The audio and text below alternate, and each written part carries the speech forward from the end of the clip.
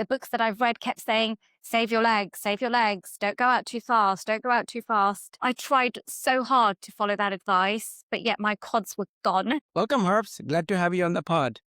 Hi, Kamal. How are you? Doing great as well. Looks like you came from Iran.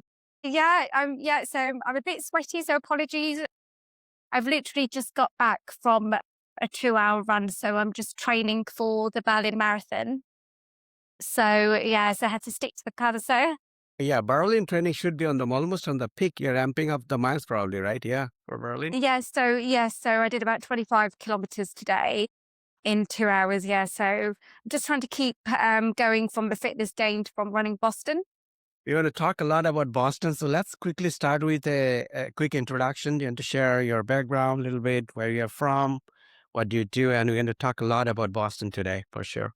I'm Harps. I'm 45. I live in the UK. I'm from a place called Reading, which is in Berkshire. And I started road running at the age of 40 during lockdown. And prior to that, I used to just run on the treadmill, just an obligatory 5 or 10K as part of a gym routine. But in the UK, we were allowed an hour's exercise during lockdown. So I started running to process all the learning after homeschooling 3 children. So that's how it kind of started. And then I participated in my first marathon last year, which was the London Marathon. Nice.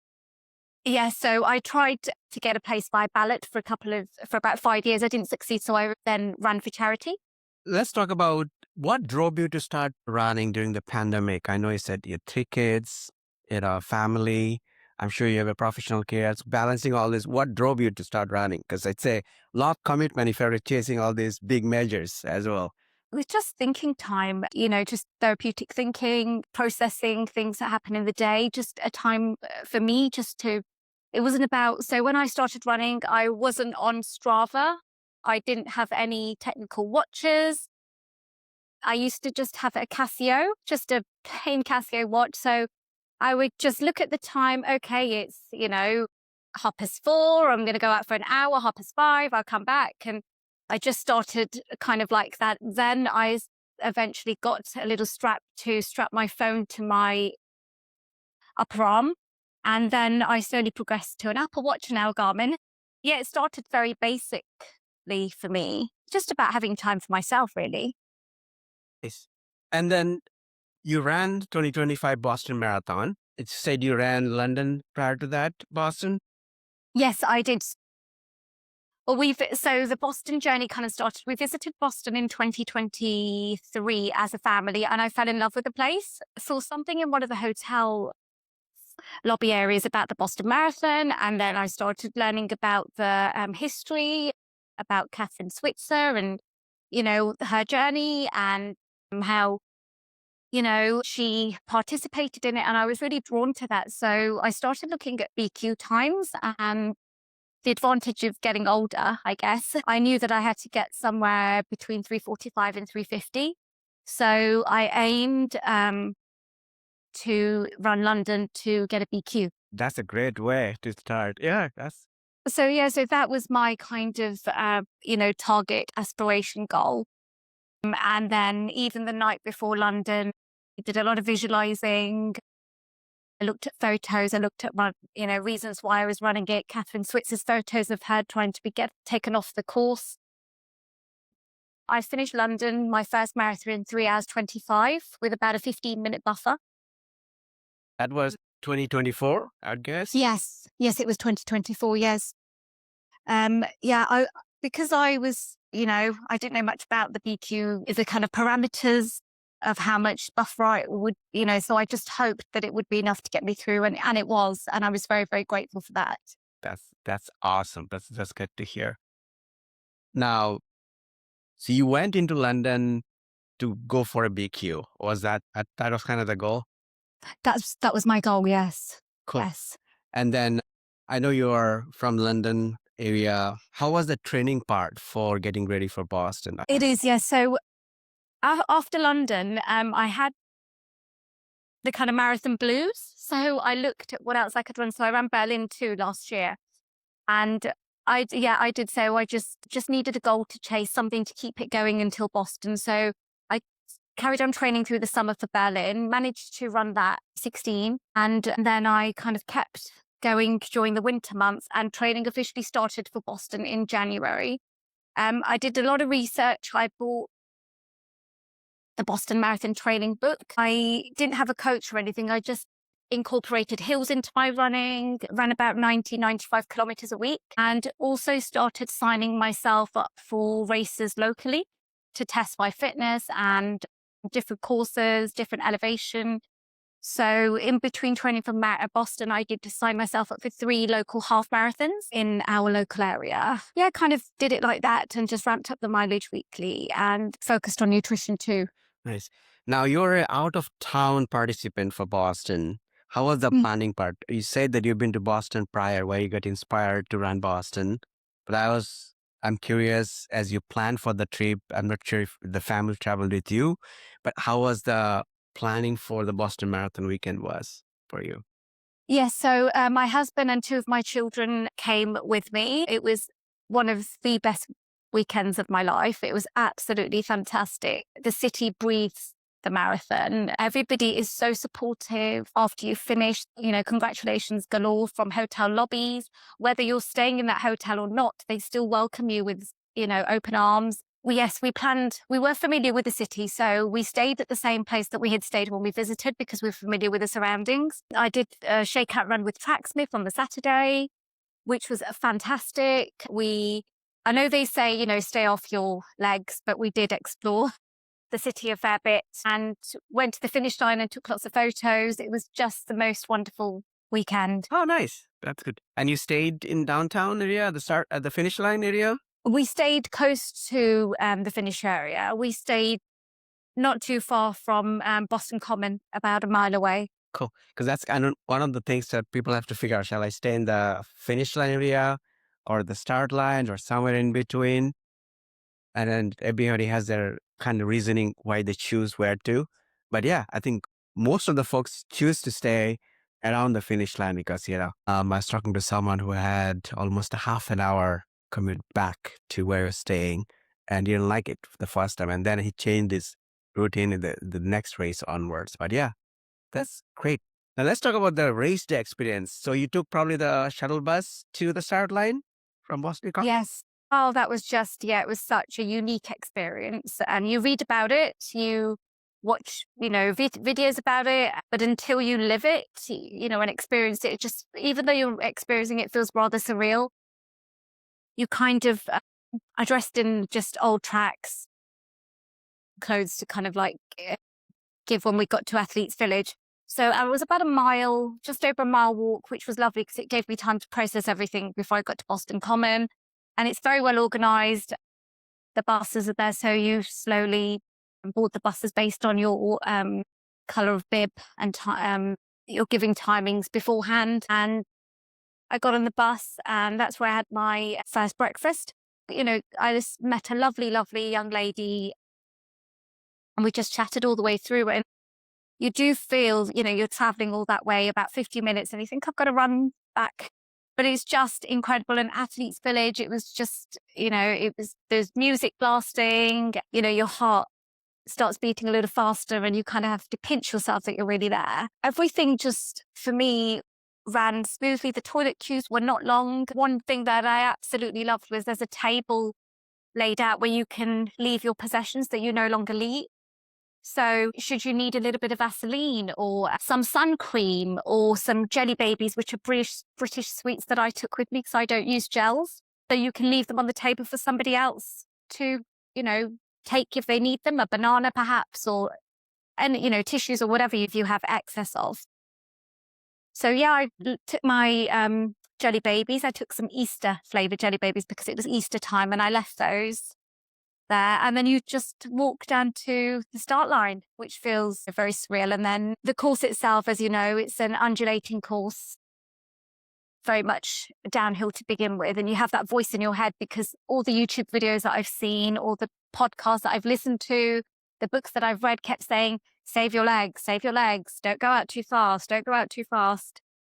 I tried so hard to follow that advice, but yet my quads were gone. By the time I got to the mid course, I was praying for uphills because downhill hurts so much. Oh, wow. Okay. I tried really hard to say, but it was my, I think looking back in hindsight, I did hill training, but I didn't do enough downhill training. And I think in hindsight, I should probably do more of that, I think.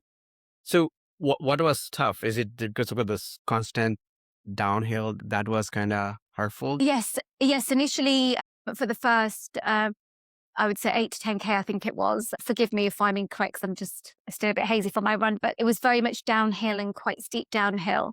And you do try to, I think, I think you kind of almost need to let gravity take over because I was trying so hard to pull myself back. I think I strained myself even more. I should have just, kind of gone with the flow, really. And then, of course, you have in your mind, the 3 Newton hills and Heartbreak Hill, which is, I think the hill itself is not too bad if you've done the training, but it's the timing in where it comes. It comes at mile 20, which is when you're exhausted.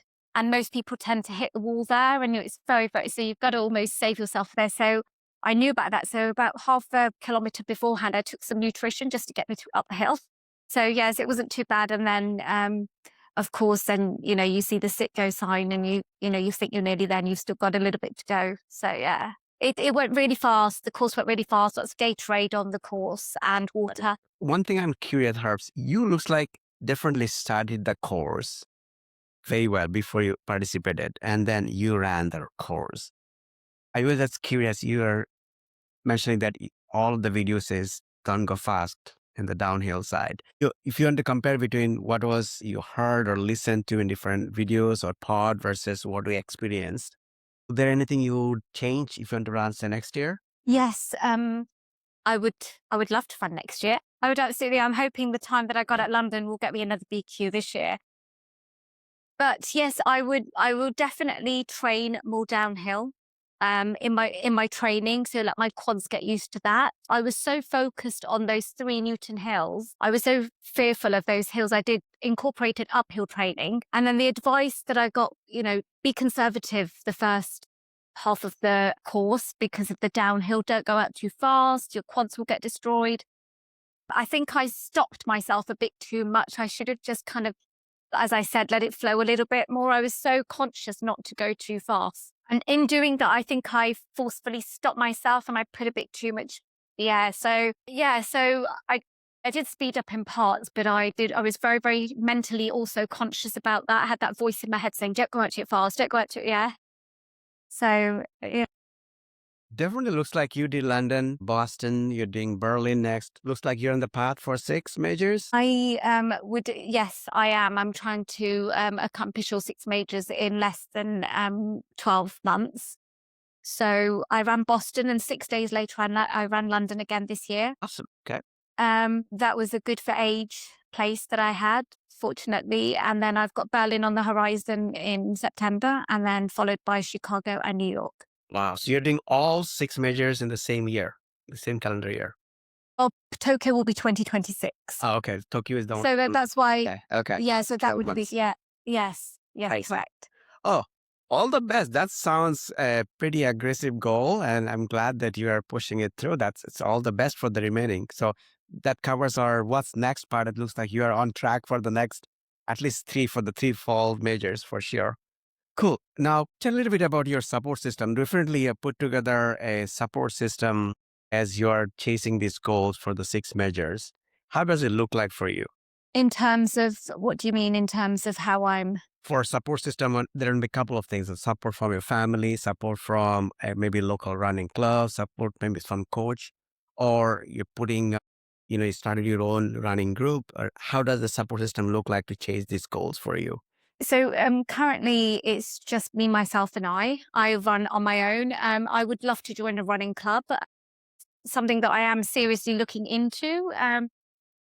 But it's just family commitments. They usually train in the evening and then it's just, with family life and everything. Sometimes it can be tricky to get away at 7 p.m. at night time, but it's something that I'm definitely looking into.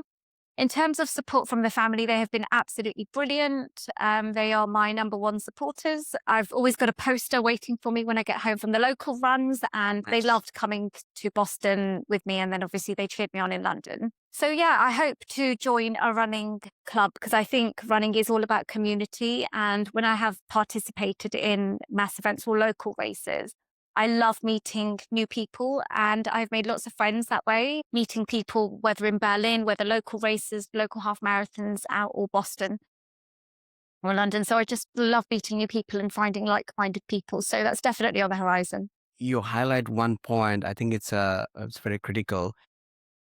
Definitely you can find a running club, but I think the biggest challenge when you have, you know, have family commitments, and then maybe the professional commitments you have to keep, is just sticking to those routines and honor them, right? Because all the running club have their group runs on a set cadence, right? Either a weekly run and say at 6:30 in the evening, or the weekend run set at 7. It just having that commitment to be there, it's Yeah. a big challenge because it has a lot of things going around. And I totally hear you because that's sometimes, for me also, it's challenging because, okay, Saturday morning, 7, and my son has some activities. Now you have to like weigh in and like, okay, can I run on Sunday instead of Saturday morning? But still I can hit the, weekend long run goal. But at the same time, I can keep up those commitments that, absolutely needs to happen. It's just a struggle constantly. I hear you. You highlight a very good point. Yeah, absolutely. So that's something that I would love to do. I just think I love the conversational pace running with friends, or if I can have a social run with a friend, I would always prefer that to running on my own because it's so lovely just to catch up and have a chat, tick off that easy run pace as well. But when I do run on my own, it's me and my podcasts that I listen to. That's cool. All right, couple of rapid fire questions. Treadmill or no treadmill? Oh, is it treadmill or road? Your indoor training with treadmills or no treadmill? I started off running on the treadmill, so I have to say, here I go. And sometimes when it's very, very cold here, I do run on a treadmill. Yeah. Favorite shoe brand, either for training or for the race day? So I started off in Asics and I've only just started wearing carbon plated shoes. So I'm a bit late to the game, but I love the Adidas Adizero range.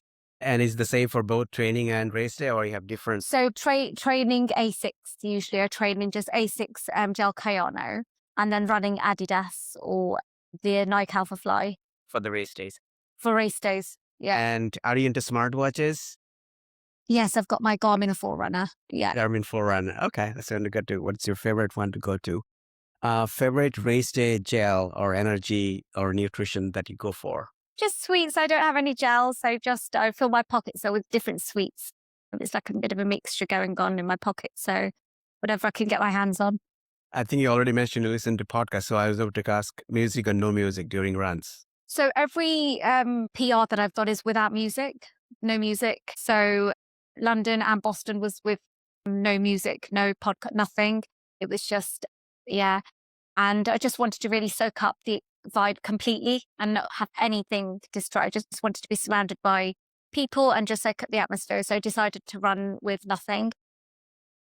I did want to start off with music, but I had no Wi-Fi connection up in Boston, up at Athletes Village. So I gave up and then took my pods off. But yeah, so on training, when I'm training, doing a fast or a tempo, and I like to have music on, it just keeps me going, keeps me focused. Coach or no coach or self-coaching? Self-coaching so far. Yeah, I think you definitely has figured out, looking all those, trained for all this, and, BQ also. That's kudos to you. So that's awesome. Thank you so much. Harps, it's great to have you in the pod. Thank you sharing your story and your journey, and wish you all the best for the next majors. And I think you're wrapping up 6 majors in Tokyo in 2027, 2026, not 2027. Thank you so much. Thank you very much, Kamal. Thank you.